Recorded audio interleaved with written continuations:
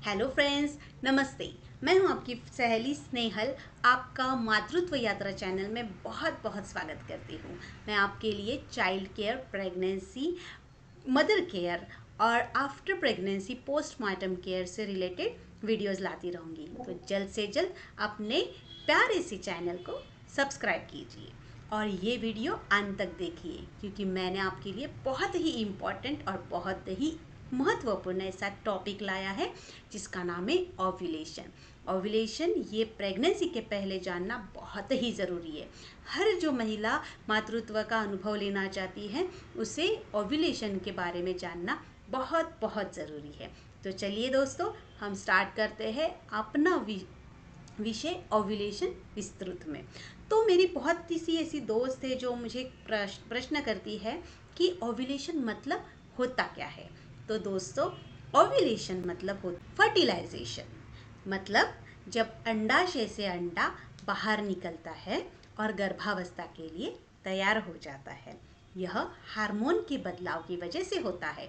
Ovulation के दौरान अंडा फिलोपियन ट्यूब में पहुंच जाता है और शुक्राणु मतलब स्पर्म से मिलकर फर्टिलाइज होने के लिए तैयार हो जाता है।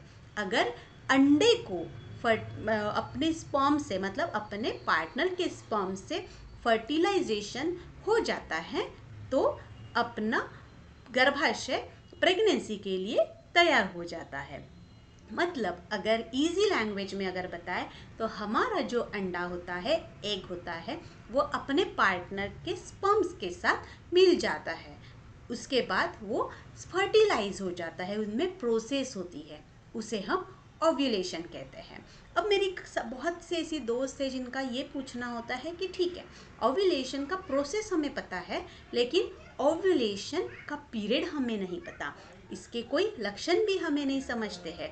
तो दोस्तों, ओव्यूलेशन का ऐसा कोई मतलब सटीक ऐसा कोई बहुत से लक्षण है लेकिन ऐसा सटीक जो हमें समझ पाए, जिसका बहुत ऐसा बड़ा, जैसे क्योंकि क्या होता है पीरियड्स में थोड़े क्रैम्स, पेट दुखना या फिर अपने ब्रेस्ट में थोड़ा सुडौलता आना, थोड़ा मतलब दर्द होना, वो सूज आना या फिर टाइट हो जाना, ये सब चीज़ें होती है। उसकी वजह से हमें ओव्यूलेशन के जो लक्षण होते हैं वो नहीं समझ में आते हैं।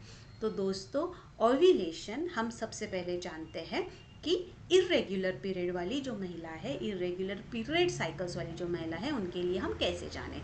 सबसे पहले इरेग्युलर पीरियड्स के लिए 3 सटीक तरीके हैं जिससे हम ओव्यूलेशन जान सकते हैं। तो पहला तरीका है period tracker. Period tracker app से हम ओव्यूलेशन पहचान सकते हैं। कैसे? अपने ऐप पर कोई भी पीरियड ट्रैकर ऐप ले लो, उसमें आपका पीरियड का डेट डाल दो एंड देन अपना ओव्यूलेशन डेट वो अपने आप दिखा देता है। सेकेंड तरीका है, आप अपने नज़दीकी या फिर आपकी जो रेगुलर गायनेकोलॉजिस्ट है उनसे कंसल्ट करके उन्हें आप बताइए कि मुझे मेरा ओव्यूलेशन ट्रैक करना है, तो वो आपको तरीका बता देंगे कि ओव्यूलेशन किस तरीके से हम ट्रैक करते हैं। तीसरा तरीका है, अभी मार्केट में बहुत सारे ओव्यूलेशन ट्रैकर किट अवेलेबल है, तो जल्द से जल्द आप मार्केट से ओव्यूलेशन ट्रैकर किट मंगा सकते हैं और उससे आप ओव्यूलेशन ट्रैक कर सकते हैं। तो ये बात हो गई जो भी महिलाओं का इरेग्युलर पीरियड्स है उनके लिए। अब बात करते हैं रेगुलर पीरियड वाली महिलाओं का कब ओव्यूलेशन होता है। जैसे मैंने बताया, ओव्यूलेशन हर महिला का अलग अलग होता है। अगर आपका पीरियड साइकिल भी सेम हो दो महिलाओं का, फिर भी ओव्यूलेशन एक दिन आगे एक दिन पीछे हो सकता है। जैसे कि अगर कोई महिला का पीरियड साइकिल 28 दिनों का है तो लगभग 14वें दिन के आसपास आपका ओव्यूलेशन डे आ सकता है। हालांकि अगर आपका पीरियड साइकिल 21 दिनों का है तो आपका ओव्यूलेशन डे 7वें दिन आएगा, 7वें दिन के आसपास रहेगा। अगर आपका ओव्यूलेशन आपका पीरियड साइकिल 35 डेज का है तो आपका ओव्यूलेशन डे 21वें दिन के आसपास होता है। तो ये दोस्तों, ये हो गया रेगुलर साइकिल के लिए। अगर आपको आपकी पीरियड साइकिल के बारे में जानना है तो आप मुझे कमेंट करके पूछ सकते हैं। अब बहुत सारी मेरी दोस्त है जो मेरी सखियाँ है, वो मुझे क्वेश्चन करती है कि ओव्यूलेशन के कितने दिनों पहले या फिर कितने दिनों बाद हम सेक्स कर सकते हैं या फिर संबंध रख सकते हैं पार्टनर के साथ। तो दोस्तों, ओव्यूलेशन के 5 दिन पहले से आप संबंध रखना शुरू कर सकते हैं। मतलब मैं एक एग्जाम्पल देती हूँ आपको। 28 दिन का आपका साइकिल है, 14वें दिन पे अगर आपका ओव्यूलेशन डे है, तो मैं आपको आपको एक एडवाइस दूंगी, ये मेरा अनुभव है पर्सनल, कि आप 9वें दिन से स्टार्ट कीजिए आपका कब आप सेक्स कर सकते हैं। तो सबसे पहले मैं बताती हूँ, 28 दिन की जो साइकिल है, 28 दिन की साइकिल में आपका अगर 14 डे को ओव्यूलेशन डे है, तो आप 9वें दिन से अल्टरनेट डेज संबंध रख सकते हैं। अगर आपने 9th डे पे अगर संबंध रखा है, तो 11वें दिन पे आपको संबंध रखना ही है, ये कंपलसरी होगा।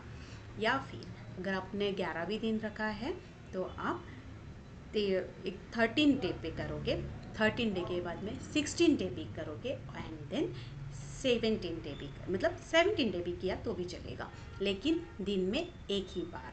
क्योंकि अगर हम संबंध रखते हैं तो अपना जो पार्टनर का जो स्पर्म क्वालिटी वो रिड्यूस हो जाता है, एंड उससे फर्टिलाइजेशन होने के लिए दिक्कत आती है। कभी कभी अंडा फर्टाइल भी नहीं होता है।